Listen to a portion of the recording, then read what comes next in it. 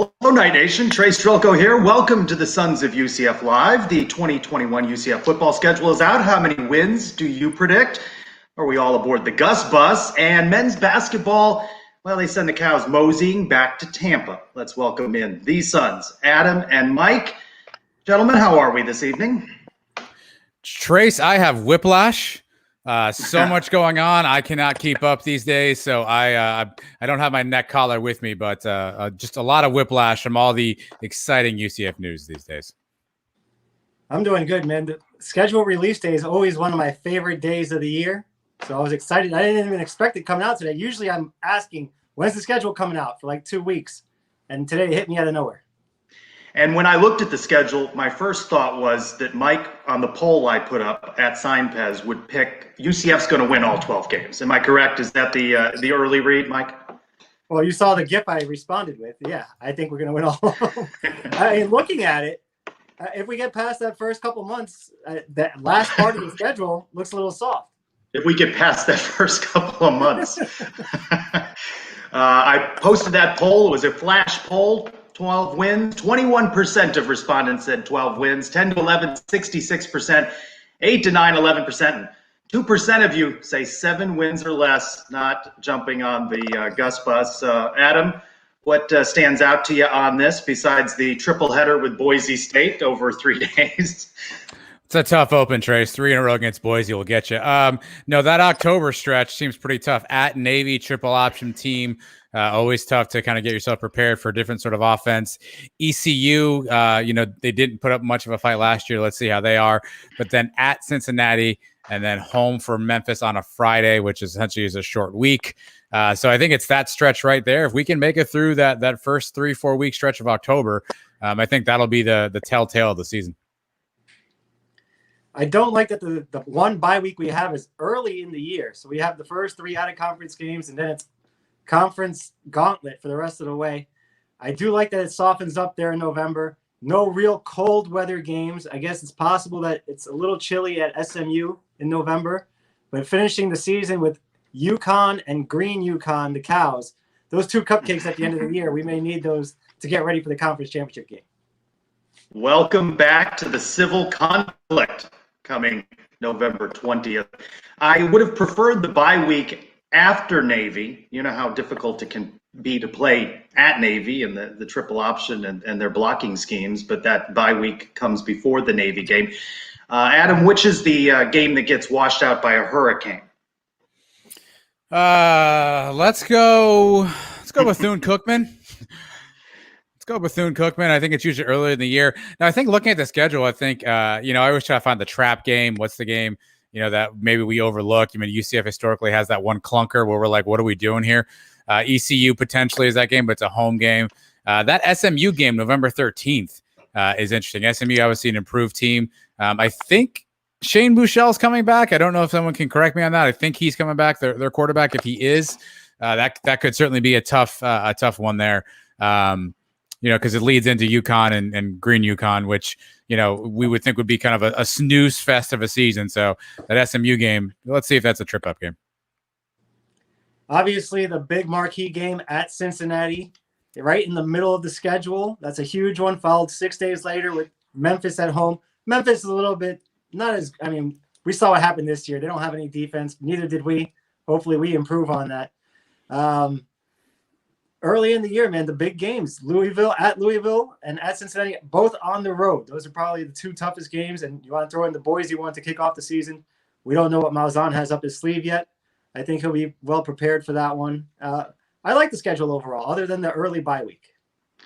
We could do an hour breaking down the schedule, but you can't do that just a couple of days after UCF names former Auburn coach Gus Malzahn as head coach.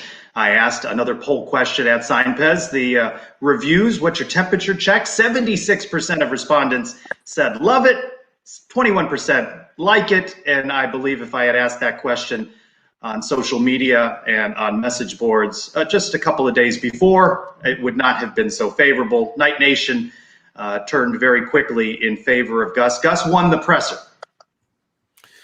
Yeah, my takeaway, Trace, I wasn't necessarily completely on the Gus bus. I was probably hanging off of the rear bumper as it was driving away. And then I watched that press conference, and what hit me was that's a professional coach. That is a seasoned professional coach who knows how to build a program, knows what it takes.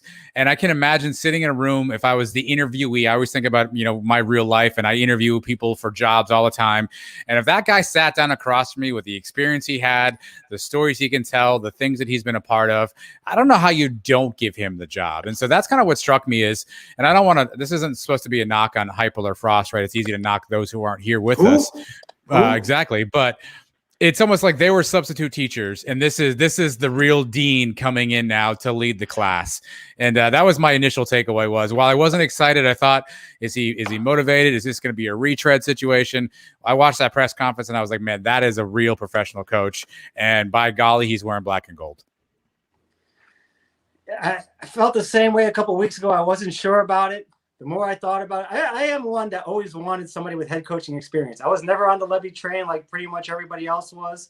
I'm glad we got somebody that has been through it before. Instead of having a third first-time head coach in a row, we saw how the last couple ended up. So this guy, hey, his age, I think, helps us. I think if he's successful, he can be here for a long time. This may be his last stop.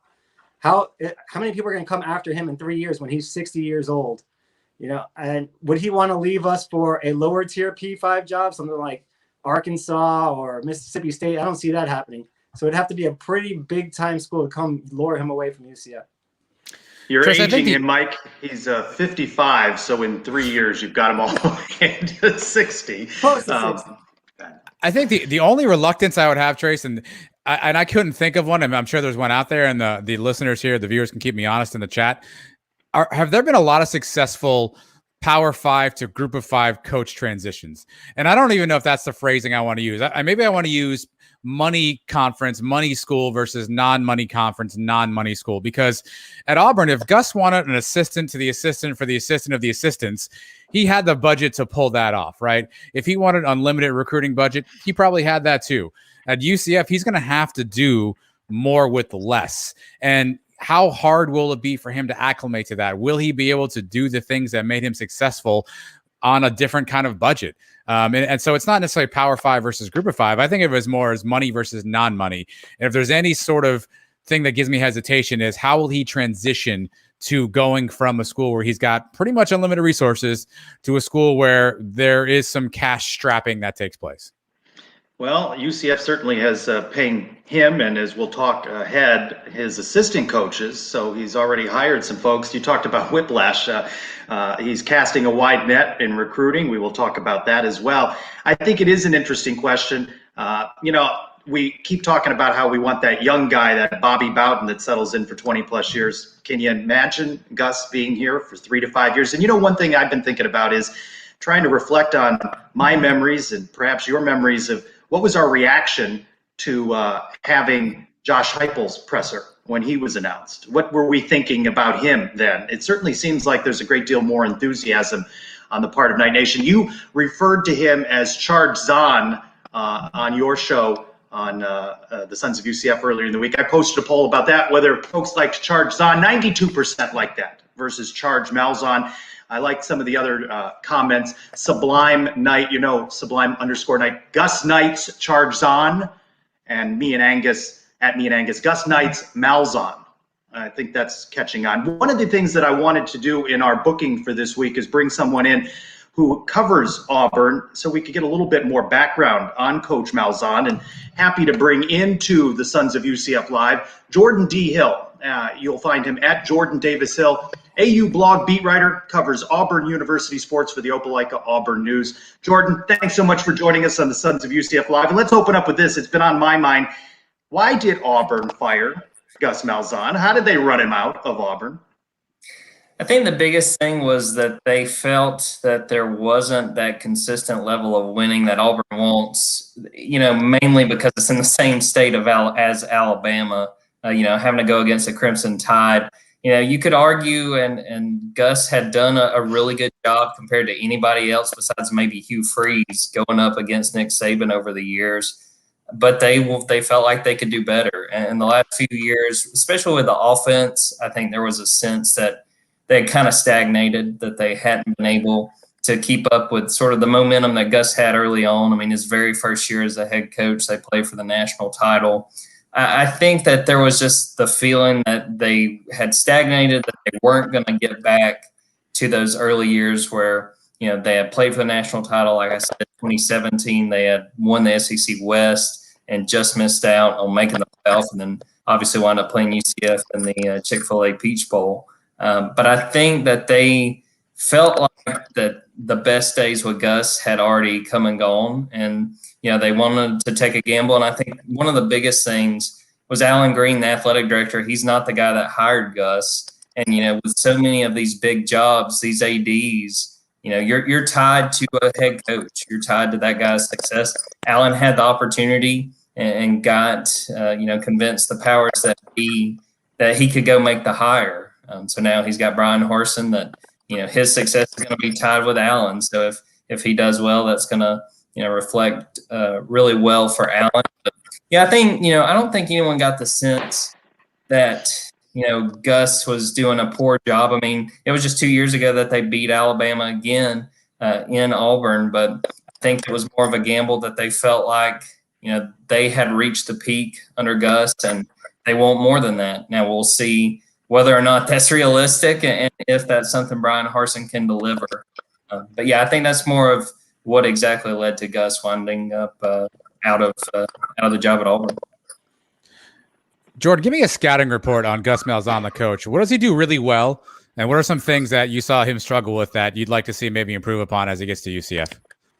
I think the biggest thing is that he is very much a player's coach. And, you know, you even saw that with his introductory press conference there at UCF. I mean, he talks about your typical coach. I mean, you know, when he talks about being a high school coach, he really very much is, with the relationships you see with his players. I mean, well, thinking back to this past season, some of his players talked about, you know, going over to Gus and Chrissy's house and just hanging out and having a relationship. It wasn't one of those things where it was just, look, I'm the head coach, you know, I'll come in and see how you guys are doing in the weight room and we'll talk in the locker room, and that was it. I think that there was a genuine bond that Gus would build with his guys. And I think you saw that too when he was fired. I mean, there were a ton of players who made the point to reach out on social media and speak their feelings and really stick up for Gus.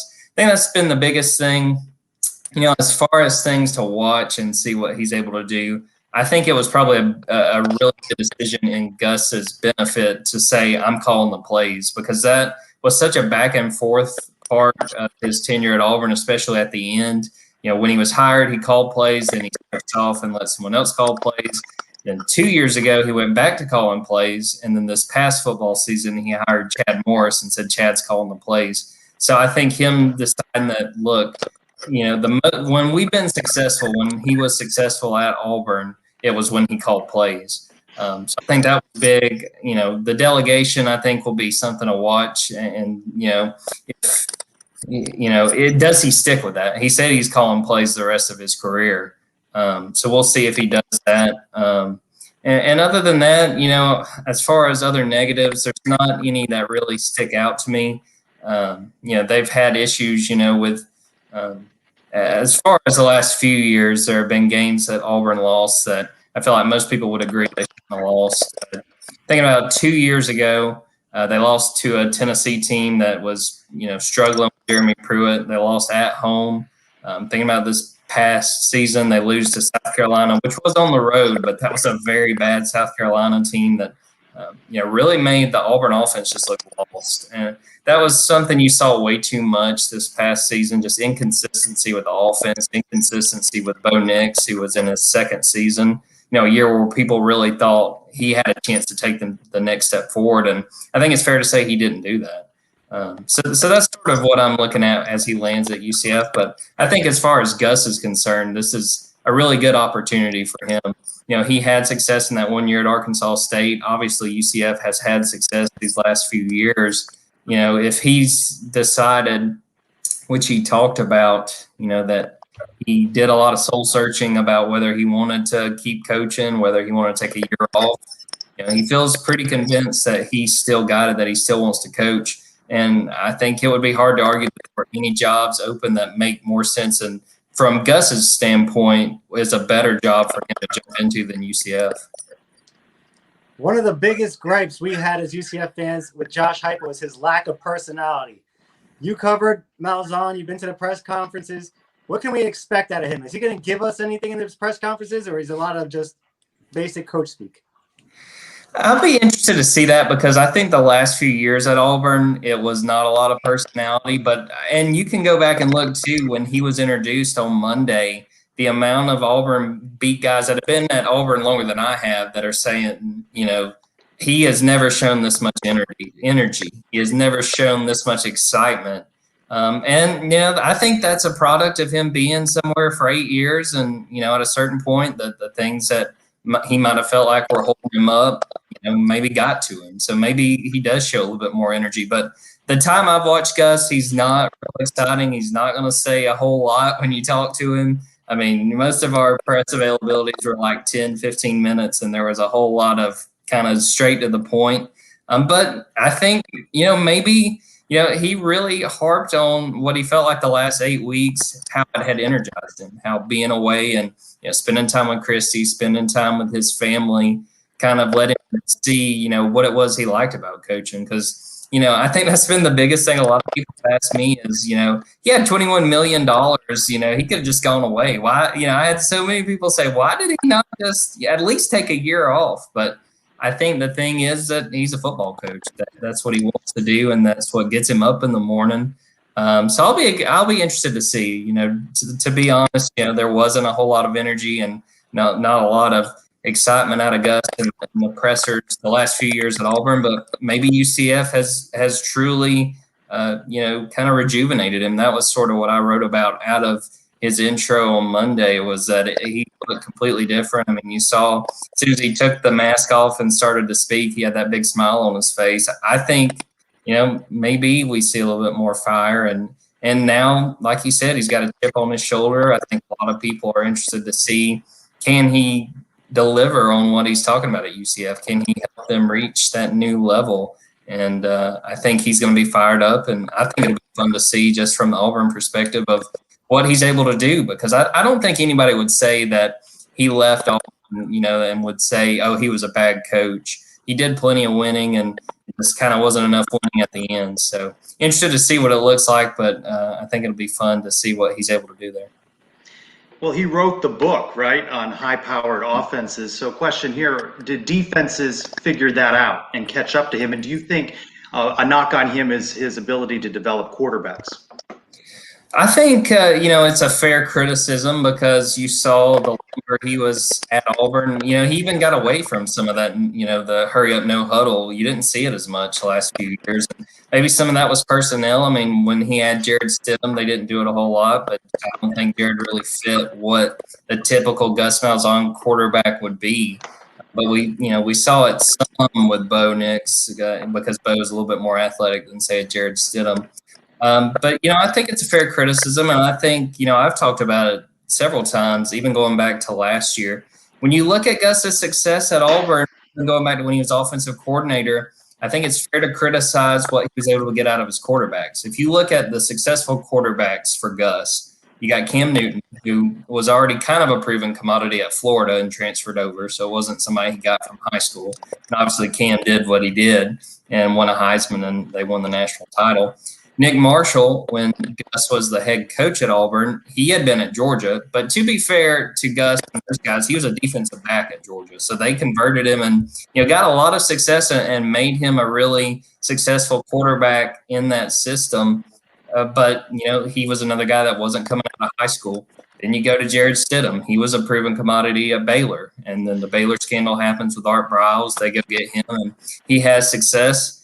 And then you look at the last quarterback of this kind of group, Bo Nix, and it's been flashes, but it's been inconsistency. I don't think anybody would say that that's not a fair critique of Bo. He's done things that I've cackled in the press box at plays he's made, because he's athletic and he's got the ability, but then he'll make plays where he's got an Eli Stove wide open to the left side of the field and just airmails him. I mean, there's just been that inconsistency. So I think it's a fair criticism to kind of look at the quarterbacks. Because, again, there has been, you can't say that even though those guys came into Auburn and had prior success that, Gus wasn't responsible at all for what they were able to do at Auburn, but they had a track record when they got to Auburn. And the guys that he's recruited that haven't had those track records haven't really done a whole lot.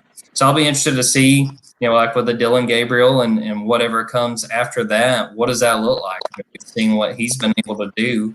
How is Gus going to be able to make it work, and what is that going to look like as far as quarterback play 2021 and then even the years after that? Because I really think the years after that, I'll really be interested in seeing what the quarterback play looks like. Joe, one of our listeners, Chad, has the same question I have. I watched new defensive coordinator Travis Williams' press conference the other day, and I sprained my neck trying to run through a wall because he was so fired up, and the guy seemed to take to him. He had such an electric personality. We know about Gus a little bit. What are we getting in Travis, the new defensive coordinator here for UCF? I think, I'll start by saying I think Gus was a good hire. I think Travis Williams, who we all know at Auburn as T-Will, that may be an even better hire. I mean, there were talk when the Auburn search, it seemed like it would never end after they fired Gus. There were people kind of like, it wouldn't be the worst idea to just promote T-Will and let Travis Williams be the head coach. But he's got a lot of energy. He was really, really popular at Auburn. I was kind of surprised to see Brian Harsin not hold him on and make him a part of his staff. But Harsin wound up hiring one of his former assistants at Boise State instead. He's got a great track record. I know the players love him. I think this is a great, great opportunity for Travis Williams as far as his coaching career to get the chance. He was the co-defensive coordinator here at Auburn, also linebackers coach. But Kevin Steele, really handled the defensive coordinator and called the defenses. So I think this is a great opportunity for him to prove himself, and it's an opportunity for him to really make himself one of the premier coordinators that, maybe in 4 or 5 years winds up getting a head coaching job. So I think that's I think that's an excellent hire. And I think it's an excellent hire by Gus. And, we kind of talked about this among our sports staff about Travis Williams taking that job. With Gus's background as an offensive-minded guy, I think Travis understood that there's not going to be any sort of, meddling with the defense and, Travis being the defensive coordinator in name only, but the head coach is kind of running the defense. I think that Gus is going to offense and let T-Will run the defense and have his fingerprints all over that. So I think that's a big plus for Travis Williams. And I want to give credit to the linebackers that Travis Williams coached this past football season. KJ Britt got hurt in the second game, and it was like, oh, man, Auburn really may be in trouble at linebacker. Then Owen Papo and Zacoby McClain both wound up registering triple-digit tackles. So they were really, really productive without their top linebacker. So, yeah, again, I think Gus is a good hire for UCF, but if I was grading the two, I think Travis Williams may be an even better hire. I'm really excited to see what he's able to do, and again, if in a few years that translates into him becoming a head coach. Here at UCF, we're dealing with a lot of people leaving. Mackenzie Milton going to Florida State, Heupel going to Tennessee, a lot of different reactions. What's the reaction of the Auburn fan of Malzahn coming to UCF? Do most people want to see him succeed, or because it's UCF and the little bit of history we have, would they rather see him go somewhere else? I think people are excited. I thought the reaction when for the Tuesday paper, we ran a big headline because I don't know if you guys have noticed already, but when Gus, whatever coaching staff Gus is on, if they get a big hire, if they get a big recruit, he'll tweet boom. And then usually like during a signing class, like if it's the 13th commit, there will be like 13 exclamation points. So the headline we ran Tuesday was Orlando boom, and then a big photo of Gus. And it was a lot of positive reaction. I think a lot of people, understand that Gus was a part of some really good moments at Auburn with the kick six and the prayer of Jordan Hare, those kind of moments, playing for a national title, coming within like 13 seconds of winning a national title.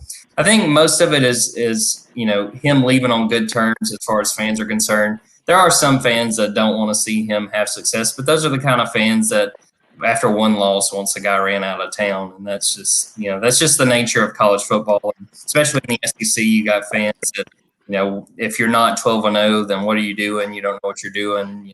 We'd be better off if you let us call plays. But I think for the most part, people understand what us and Christy and their family meant to this area. And they were well liked, and they brought a lot of winning. And he never had a losing season at Auburn, and it's a very rare group of coaches, especially to have been there for 8 years, and to be there for 8 years during the reign of Nick Saban in the state. I mean, I don't think you can really undersell that, just how hard that was to pull off, to not have a losing season. So I think for the most part, fans want to see him do well. Now, if UCF were to play Auburn, they're probably not going to be rooting for UCF. I think some fans, if UCF won, they'd be like, okay, it's a consolation that Gus got a win. But I think for the most part, people are excited, and people want to see him do well and show that, he's a winner and he can keep winning, and that, the game hasn't passed him by, that he can land with a new program and have the kind of success he had for the better part of his time at Auburn. All right, we will wrap up with this, a rapid fire, 1-letter grade. How do you grade his ability as a recruiter? I would say it's probably a B+. The last few years, the big knock on him, they've gotten talent and they've gotten good players, but they let the offensive line just fall apart. And it was really evident this past football season. And the two biggest losses of scoring margin was to Georgia on the road and on the road against Alabama, and they just got dominated in the trenches. So I think he's a good recruiter. I'll be interested to see what he's able to do with his connections, because, in his introductory press conference, he really hit on, I've got the connections in Florida. We're going to recruit Florida and Georgia and Alabama and South Carolina. He has proven there, and I think that's another big win with T-Will as well, that they've got those connections. But, it's just a matter of, when you really look at what kind of went wrong there at the end at Auburn, it was that they got dominated in the trenches. It wasn't even close. I mean, Bo Nix was running for his life against Georgia, and it was very much the same against Alabama. And if Gus wants to follow through on these big goals of UCF being able to play top 10 teams, and like he said, not only play them but beat them, they've got to be able to hold their own. They're going to be playing, really good defensive fronts and got to be able to get after opposing quarterbacks. So I think that would be my biggest key watching him recruit there at UCF. Is he able to get guys that can win up front? Because if he can't, if that's something that we see again, like it kind of became toward the end of his time at Auburn, that's going to be a big issue. But I think he took a big step forward hiring Herb Hand today. I think that, when Auburn was successful, Hand was on staff. Hand left and took the job at Texas, which I think is, fair to say that was an upgrade for him. That was a bigger job going to Texas. But ever since then, it seems like it's been a revolving door on the offensive line, and also a revolving door. They've had two different offensive line coaches in Gus's last 2 years. So that would be my biggest key is just seeing what he's able to do with the lines, and if they have the capability and they have the talent to go up and hold their own against some of the nation's top teams. Jordan D. Hill, you've been very generous with your time tonight on the Sons of UCF Live. You'll find him at Jordan Davis Hill, at AU Blog beat writer covering Auburn University for the Opelika Auburn News. We thank you so much, and we hope to talk with you again. Absolutely. Anytime, guys. All right. Thanks much. All right. Some interesting comments, especially about new defensive coordinator, but now we're learning co-defensive coordinator, as there have been some hires today, including the hiring of Missouri defensive back coach David Gibbs, who's named co-defensive coordinator / secondary coach. And then, as he mentioned, Herb Hand as offensive line coach, and UCF confirming with me today that Randy Shannon is no longer on staff and no longer on the athletics website under football. So we weren't going to have to debate how many defensive coordinators were still in the coaching ranks for UCF. Yeah, I mean, a couple of things. Obviously, first off, Randy Shannon, I think, during this interim period, obviously he kept a lot of folks together. I think he deserves a tip of the hat for that part. Last year the defense just wasn't good. I think we all know that. And so it's certainly unfortunate to see him move on. Obviously, he did some pretty good things. I think he really connected with his players is probably the biggest mark he'll leave. But excited about the guys we brought in. You mentioned the co-defensive coordinator, David Gibbs. I think the interesting thing about him, he's got a lot of NFL experience. So he spent a handful of years in the NFL. And so if you're thinking about, kids who are in college right now, want to develop, want to go to the league, you can literally look down the hallway at one of your coaches and says, hey, I can teach you how to do that. I've done it. I've been there. I know what they're looking for. I think that's a huge win. And obviously Jordan just talked about Herb Hand and the O-line. And I think that's obviously an area that we would all say this past season wasn't our strength. So if we can continue to get good O-line play, those are two key hires. And so far on paper, they sound pretty good. I see some balance. He's got a young guy in Williams as a defensive coordinator, and now he's got a little more experienced guys to help Williams along. I like that. Look for a couple more young guys now to add on to the staff, some guys that can go out and recruit like Williams can to go along with the experience. Malzahn's going to put together a great staff altogether. I'm not worried about him at all. And he's acting quick. And one of the things that Williams talked about, and we have a soundbite, is the recruiting work being done by Gus already just here a couple of days, and he's throwing out some offers. I just understand we have a lot to sell here, to show here, is understanding. You said this is the biggest college in the state. This is the biggest university. So it's just understanding that and just the great weather, the great people, being able to play great football, being able to win championships, get a great education, all of those things. I look at your face now, you want to sign up, right? So it's just knowing that, and I know everybody says that, but we in Orlando, like you actually stand in Orlando. People come here for vacation. Like we actually stay here. So you can't beat it. And being able to play great defense, great offense, win championships, play on a national stage, and just being able to be in front of a national audience. Everything is here for us to take it to the next level.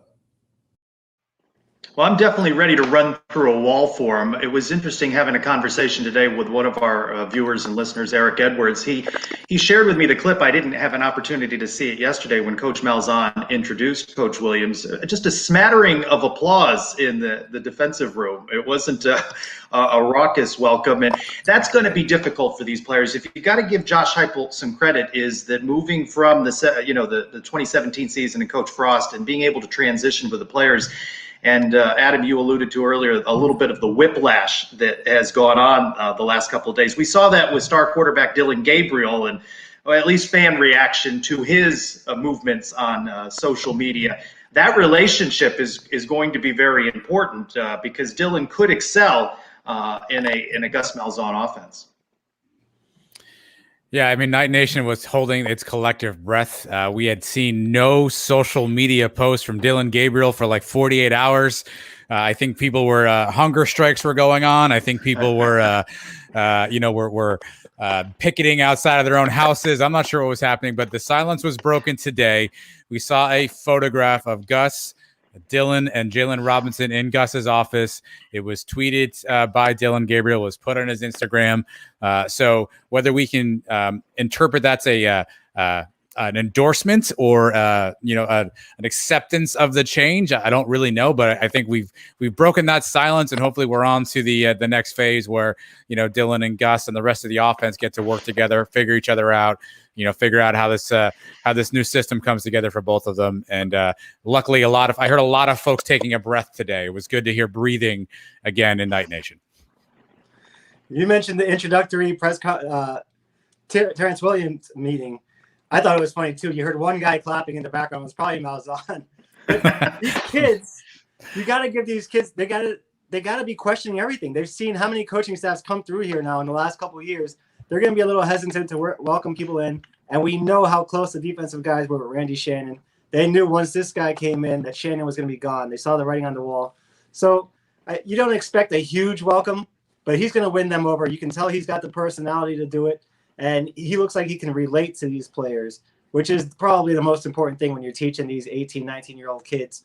They want to have somebody they can look up to, and Williams looks like he's one of those guys. Yeah, before we switch gears again, I believe, Adam, you have a bite from Coach Malzahn talking about Dillon. Yeah, I've got a lot of respect for him. Of course, I've watched film on him, and of course, watched throughout the year just watching college football, and I'm big time impressed. I'm looking forward to working with him and looking forward to developing that relationship, and I'm very excited about him.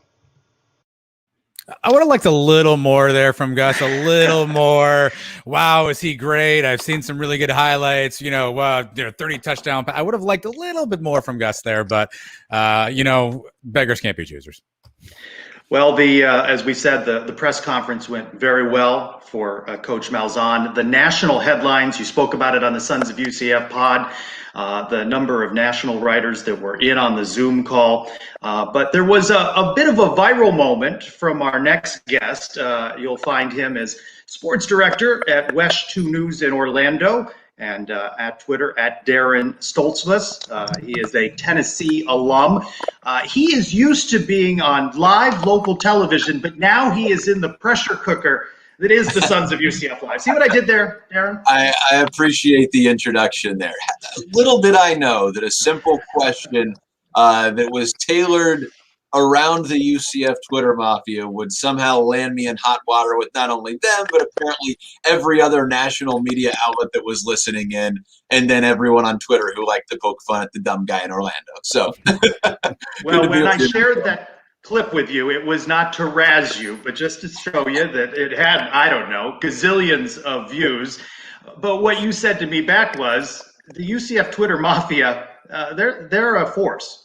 Yeah, they are. And I love it because I think what I was trying to ask Gus, and I think I've kind of explained it a few different places now, but basically saying, look, I know you've dealt with the craziness that are Auburn fans. Like, they are crazy. I'm not going anything about that. I'm not comparing Auburn to UCF. I'm just saying you've got some crazy fans here too. Or do you know what you're walking into? So I think pressure cooker was kind of the word that people took and either liked or did not like when resorting to UCF. But I think the response from the national media and all the jokes that were poked afterwards really kind of solidified how much of a legitimate question this was. Because, yeah, they're looking at it and saying, okay, this is the fourth biggest university football-wise in the state of Florida, and if you don't win there, you just go to the country club, and if you go 6-6, they'll take your sun pass. Like, no, like this is not your typical. This is not FAU. This is not FIU. Like, UCF is different, and when you kind of disparage the idea that there are high expectations here and that the fans are as crazy as they are, and I mean that in a good way, you're really discounting the program too, and there's that narrative, and I wanted to know if he was aware of what he was walking into, and I think he knows, but I felt like a legitimate question. All right, so let's rewind to Sunday night. Monday, I'm not sure where you were when the news started kind of twinkling out a little bit that Gus Malzahn was in contract negotiations, or he was the guy.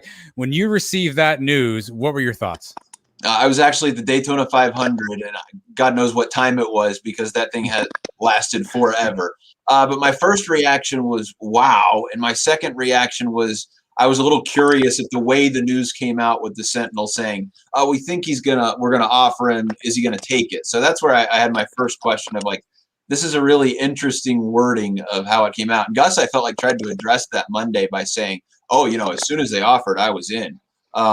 It's funny how these coaching searches go sometimes, But yeah, I thought this was an incredible hire for UCF. I thought this was the guy that Tennessee should have hired. You're getting a coach with zero buyout who's still getting paid handsomely by his former employer, and he has a winning record in the SEC.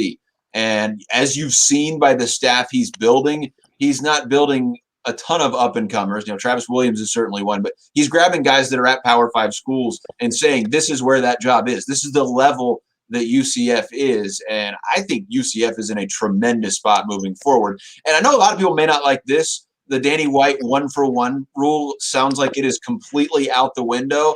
I think that's a good thing. When you're trying to still build the profile, I get why you don't want to do anything but 1-for-1s. But when you start getting other schools on the schedule and you start beating them, other people are going to take advantage. And like Terry Mohajir said, it has to be financially it has to be alluring financially for UCF. But if you're willing to take a bye game and then do a 1-for-1, I think that's a good thing too. You obviously have your opinion of the UCF fan base as a little crazy, a little rough maybe. you think most of that stems from always having to defend ourselves against other schools, the national championship claim, things like that? I think so. And what I love about it is when I came to Orlando, I guess it was about 18 months ago. I was bored. I was forged in the fires of Vol Twitter. I know about craziness on social media, but there is not quite anything like UCF Twitter that I have seen because, like you said, it's a constant defense. And a lot of people outside of Orlando, and I'll include myself outside of Orlando before I moved here, thought, oh, okay, like UCF, they're fun when they're good, but they kind of know their place. Like, leave them in the corner. And UCF fans, no, they don't know their place. And that's a good thing because they're saying, you've put us at the kids' table. We don't want to be at the kids' table. We don't need tradition. This is where we are and this is where we're going. And if you don't respect us, that's on you. And if you don't realize where this program is, that's also on you. So good luck, guys. So I love that. I love the mentality of saying we don't have to be what anybody else thinks we are. We're going to go take it for ourselves. And that's what I see a lot of times with UCF Twitter Mafia. And I love them because I get it. And I also understand like how easy it is to run afoul. Like I may or may not have mentioned when the Boise State deal came through. Oh man, how much fun would it be to see a group of 5 playoff at the end of the season? Like have Boise State, UCF, Appalachian State, somebody else. That was not what UCF Twitter Mafia wanted to hear. And I get that. But I agree. I do think it comes a lot of times as a defense and as a you don't respect us. And a lot of times I don't think people do respect UCF the way they should. Personally, I was hoping that the hiring of a new head coach would reset expectations. I'm not suggesting that you accept 3 or 4 losses, but a 10-3 season is not bad when you're looking at college football landscape.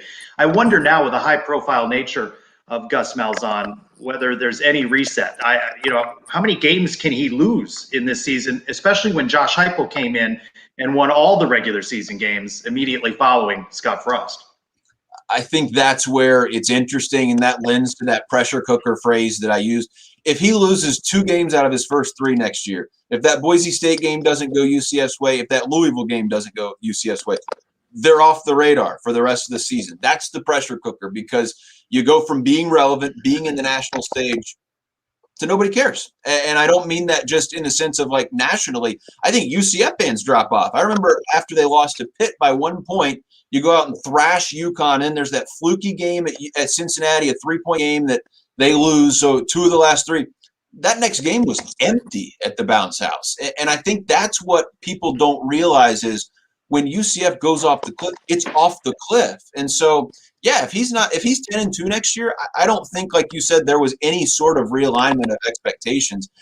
There's no rebuilding here.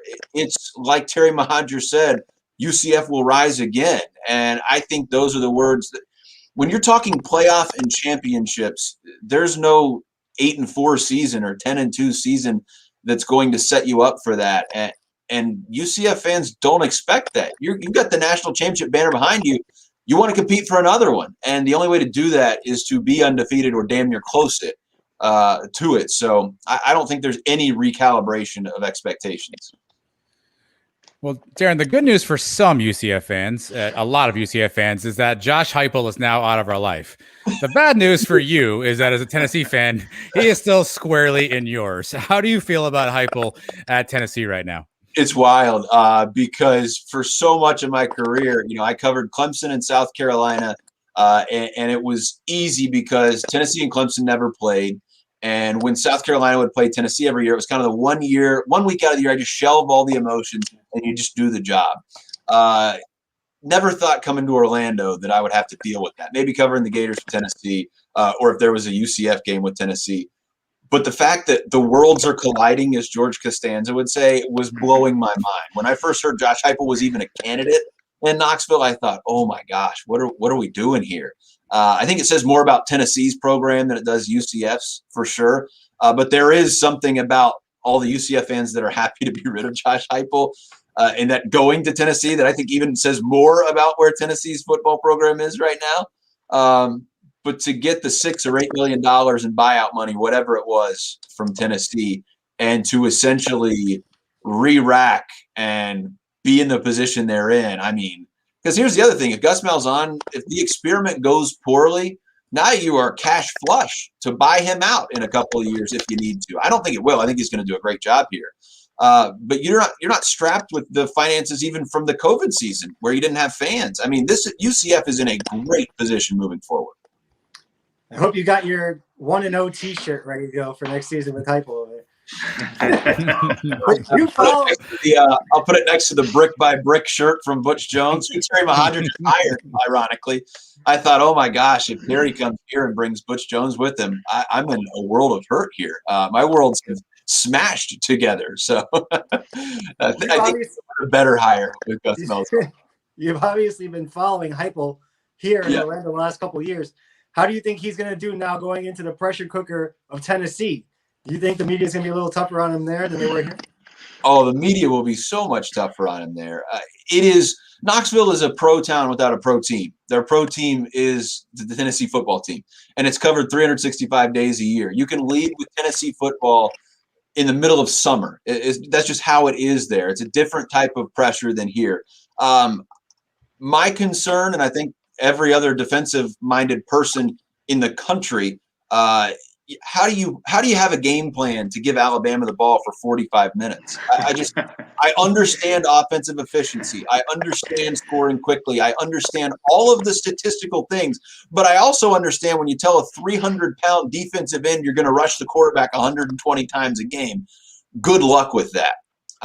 You have to have a lot more talent and skill and conditioning, first off, to be able to do that. So I think there was a lot of difficulty in finding a defensive coordinator that was willing to take on that task. But, man, I hope it goes well. But if the past 10 to 12 years of Tennessee football have told me anything, it is that it's probably not going to go well. And I don't mean that necessarily as a Josh Heupel thing or a Danny White thing. I just think, especially if the NCAA gets involved, he's in a really difficult spot. Really difficult spot. Let's wrap up with this. A lot of national media covering Gus Malzahn, and there's a thread there that he could be the difference maker that gets UCF into a Power 5 conference. Do you believe that if he hits the ground running and really succeeds and takes him back to a New Year's Six Bowl, and we're talking about playoffs and whether it could possibly happen here, do you think he's able to do that with a successful tenure? I don't know. I'd like to say yes, because you want to think that the plan will work and that getting that name brand coach from the SEC will legitimize more, at least mentally, for those 13 voices in the college football playoff selection committee. But I don't know that it does. I think there is so much stacked against any team outside of those 5 conferences trying to get into the playoff and to that portion of the postseason that I don't know what would have to happen for that to fall into place. I don't know if it takes 2 undefeated seasons in a row. It's only supposed to be 1 year.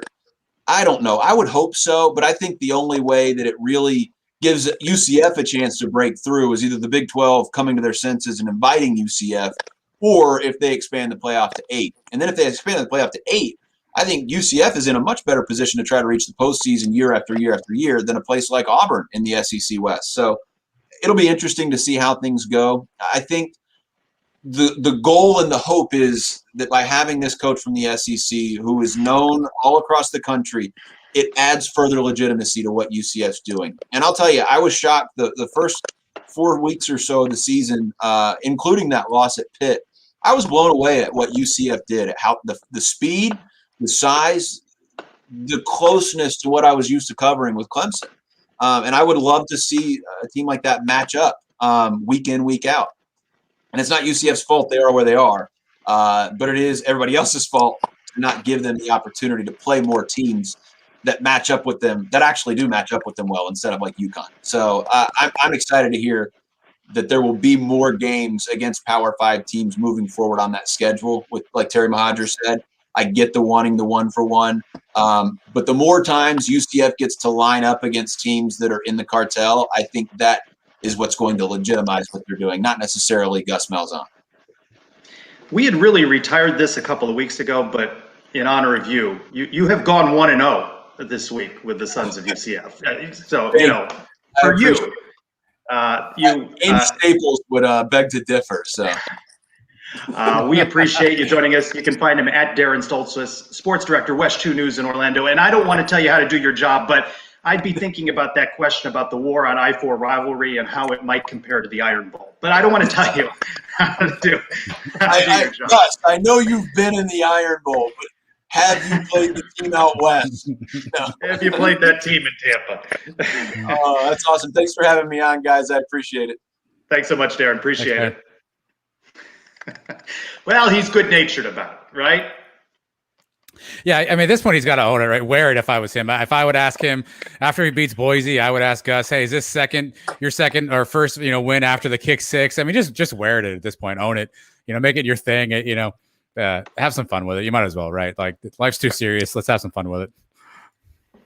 How much does an older coach like Gus really even know what the Twitter people are saying? I think more pressure would come from guys in the media like Trace asking tough questions than him hearing things about what the fans are talking about on social media.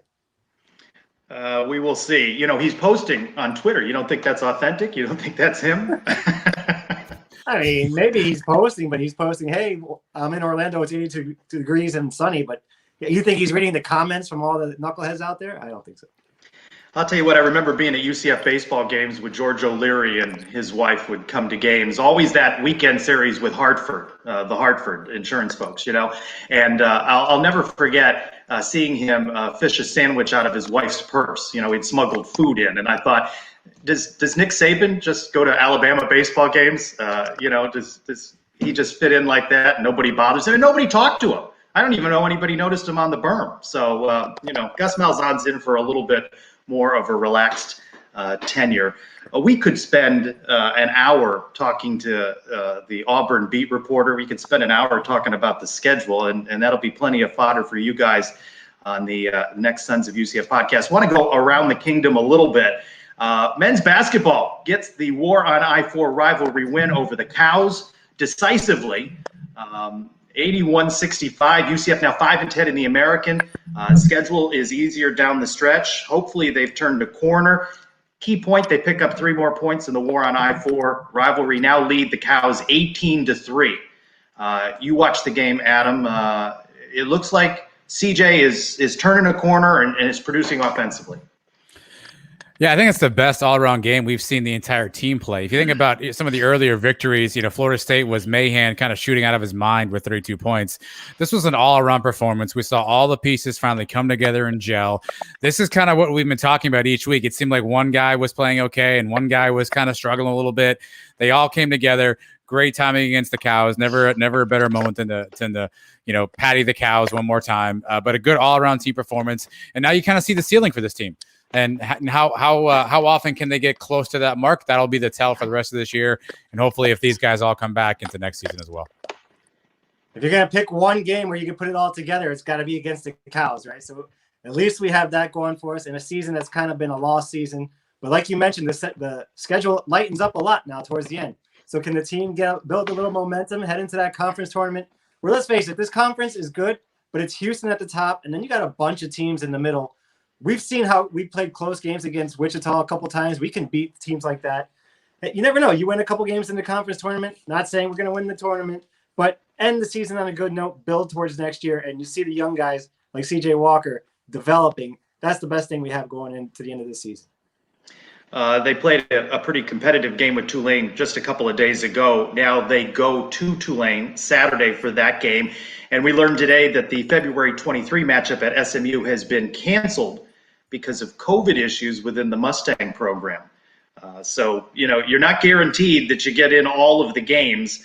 You got to win the ones that you have before you, and they have an opportunity. But been a lot of close games lately since that debacle in Memphis. So hopefully they're turning the corner. But, really, if you think of this as a COVID year, the groundwork is so being laid for next season. And this looks to be an exciting, talented team in the future.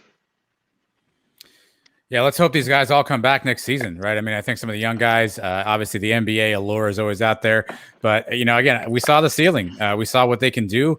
And the hope is that you learn to win some of these close games. You learn to get that one stop you need, make that one, that one basket that you need and down the stretch. And you have to grow and learn those things. They don't just often just show up one day and they work out. And with the COVID stuff and the schedule being conflicted at times, I think you're starting to see them grow together. So let's hope these guys can stay together, because I do think this is a momentum building opportunity. But it's sports. You never know what's going to happen next. But I'll tell you what's going to happen next is that I'm going to see the one, the only UCF Mike in Boca Raton this weekend. He has purchased tickets for UCF baseball at FAU. How about that? That's pretty exciting stuff. Yeah, I tried to go to the Saturday game. They didn't have enough tickets for me and my whole family and you. So I couldn't go to that game, but we're going Sunday afternoon, 1 o'clock. I saw earlier Paul Jones and Trina are big fans. They said, I know they live in Palm Beach. They want one of these hats just as bad as you. I have 3 left. I got one for you, and I have 2 extra ones. If these guys want to meet us out there, maybe I'll bring a couple extra ones with me. You gotta let me know ahead of time, because I'm not just walking around with 3 extra hats. But I'm excited for the baseball season, man. This baseball team looks like it's ready to go for this year, and I'm excited for first pitch tomorrow night.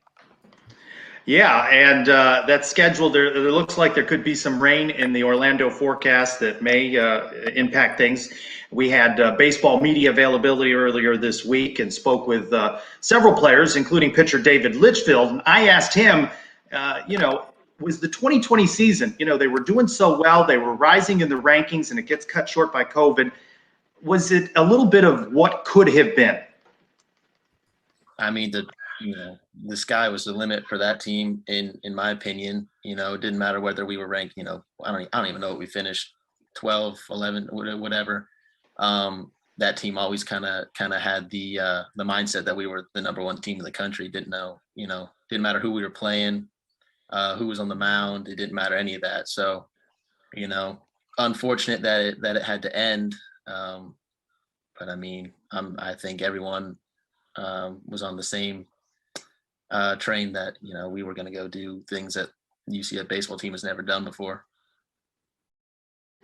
As impressive as the UCF flag is over his shoulder, it's really the mustache that wins it for David Litchfield, isn't it? That's the only thing I could see. I didn't hear one thing he said. All I did was stare at that mustache. It's got to be a distracting for a hitter too, I would think. That's his secret weapon right there. Forget whatever he throws. It's the mustache. Breaking news, Mike, in the chat. Trina and Paul are in. They are there. So I don't know. Get a satchel working. You may be the giver of hats on Sunday.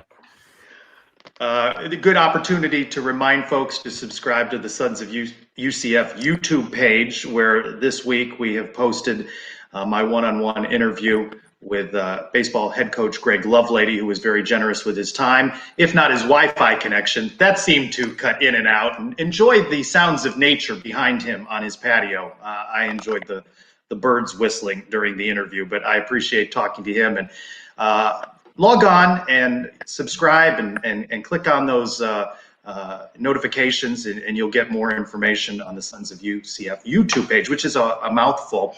The other side of where baseball is, softball plays, and they took 3 out of 4 at FGCU this weekend. They open up at home Friday, so the collision of all the spring sports. We're used to baseball and softball, but you got men's and women's soccer and volleyball. Volleyball won today at Temple. During the media availability, had opportunity to speak with pitcher Aaliyah White. She won 2 games this weekend to go to 79 career victories. She's just 2 more from being the all-time winningest pitcher in UCF's 20-year softball history. And, she got that extra year to come back because of COVID. And I asked her, was there any doubt in her mind that she was interested in coming back? Back was a no-brainer. I had actually gotten accepted into the master's program for kinesiology here. So I knew I was going to stay here. It was just a matter of fact of if they were going to grant us our eligibility or not. So once that was approved and given to us, it was a no-brainer for me. And I was just super thankful that the coaching staff gave me that opportunity again. Very talented young lady. UCF softball off to a good start, and hopefully UCF baseball gets off to a good start. I'll tell you, you guys have been on a roll as usual, as Mike described, if not his favorite, one of his favorite guests. You had Trey Nixon on this week. I found him to be very entertaining, but he always was during the media availabilities too. Just a good-natured guy. Yeah, I mean, you never know what you're going to get, right? I mean, I think behind the scenes, sometimes we talk to players and, some guys want to talk. Some guys are a little bit more reluctant. I'd like to hope that Mike and I try to bring the best out of guys and ask a lot of fun questions. But, Trey was just really engaging, really open, really honest. And I've got a bit of a clip here from the show. And I think one of the things that was interesting, we joked about it a lot during the season, was it seemed like Coach Heupel was always looking for that Trey Nixon injury report. Never could find it, didn't know where it was at. The trainer was just about to go tell him. He never seemed to figure it out. And so we never got to understand really what Trey went through. So we had a chance to ask him what his injury was like and kind of what that rehab was like. And his answer was really surprising because it's not something I think we had heard about before. I remember I got in the ambulance and I was going to the hospital because I guess when you get a posterior dislocation, there's a lot of like arteries and a lot of big blood vessels behind that sternum. And then my collarbone, they said, was under my sternum. So they had to immediately go to the hospital. And I just remember that ambulance ride. I think I was with Ed and one of the team docs, and I was bawling my eyes out, calling my mom, just thinking like, why me? Like why this timing? Why would I go through this, during this time? And I just told Ed, I said, how long does it take to recover from a collarbone? And he told me, I think he said 6 to 8 weeks. And I thought in my head, what game can I come back on? This big game, make an impact. And I remember we had Cincinnati late in the season. I told him, when do we play Cincinnati?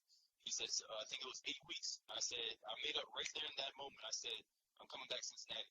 I don't care what the doctors say. I don't care what the regular time is to recover. I said, I'm making my mind up right now and I'm coming back to Cincinnati.